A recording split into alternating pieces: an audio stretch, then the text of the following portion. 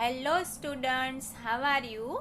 Welcome to standard 9th, chapter number 5, स्वराज्य की नींव। विष्णु प्रभाकर द्वारा लिखी गई यह एक एकांकी है।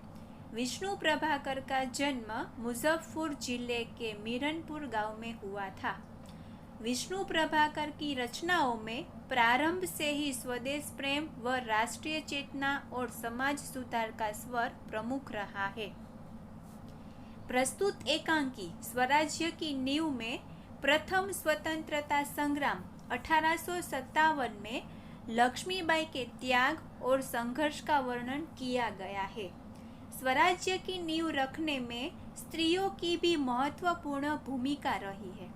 प्रस्तुत एकांकी के पात्र स्वराज्य की नींव के पत्थर है, जिनके त्याग, तपस्या एवं बलिदान के द्वारा भले ही स्वराज्य प्राप्त नहीं हुआ, लेकिन वे स्वराज्य की नींव का पत्थर बनकर जनमानस में देश प्रेम व नवजागरण की भावना जगाने में अपनी सार्थकता समझते हैं। इस एकांकी के मुख्य पात्र है लक्ष्मीबाई, मुंदर, तात्या, जूही, रघुनाथराव और सेनानायक। लक्ष्मीबाई की निराशा। रानी लक्ष्मीबाई यह देखकर निराश है कि झांसी, कालपी और ग्वालियर स्वतंत्रता सेनानियों के हाथ से निकल गए हैं। केवल ग्वालियर का किला उनके अधिकार में रहा है। झांसी लेने का निश्चय। रानी लक्ष्मीबाई किसी भी कीमत पर झांसी अंग्रेजों के हाथ से वापस लेने का निश्चय करती है। रानी की निराशा के कारण।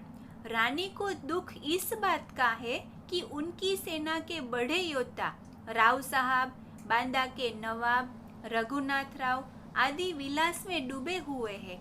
उनके पास शक्ति है, फिर भी वे दुर्बल है। तात्या जैसे सेनापति होते हुए भी सेना में अनुशासन नहीं है। युद्ध की ठोस तैयारी न कर वे ब्रह्मभोज में लगे हुए हैं। उसके लिए श्रीखंड और लड्डू तैयार किए जा रहे हैं। ग्वालियर जैसा दृढ़ किला उनके हाथ में है, फिर भी वे कुछ नहीं कर रहे हैं। जूही और मुंदर रानी लक्ष्मीबाई की सखियां है।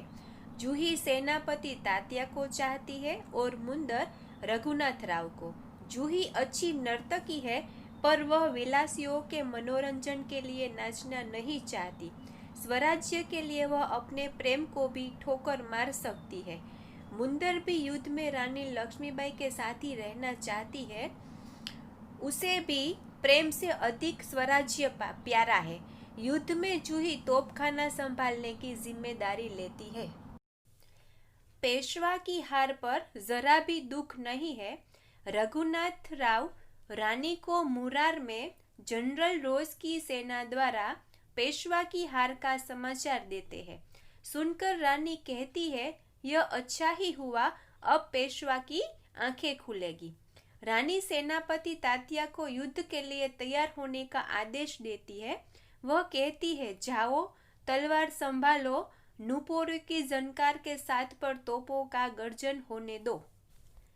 रानी को लगता है कि यह उसके जीवन का अंतिम युद्ध है। उसे केवल इसी बात की चिंता है कि युद्ध में उनकी वीरता कलंकित न हो जाए। बाबा गंगादास ने लक्ष्मीबाई से कहा था कि केवल सेवा, तपस्या और बलिदान से ही स्वराज्य मिल सकता है। स्वराज्य प्राप्ति से भी अधिक महत्वपूर्ण है स्वराज्य की स्थापना के लिए भूमि तैयार करना और स्वराज्य की नींव का पत्थर बनना। लक्ष्मीबाई, जूही, मुंदर आदि स्वराज्य की नींव के पत्थर ही बनना चाहती थी। झांसी की रानी लक्ष्मीबाई हमारे देश के इतिहास का एक अमर पात्र है। उनका नाम आते ही हम श्रद्धा से नतमस्तक हो जाते हैं। प्रस्तुत एकांकी में लक्ष्मीबाई के साथ उनकी अन्य वीरांगनाओं के चरित्र की झलक भी देखने को मिलती है। लेखक का उद्देश्य स्वराज्य की नींव रखने में स्त्रियों की भूमिका को दिखाना है। सचमुच इस एकांकी के पात्र स्वराज्य की नींव के पत्थर है। भारतवासियों में स्वराज्य के प्रति चेतना जगाने में उनके योगदान को हम भूल नहीं सकते। Thank you student.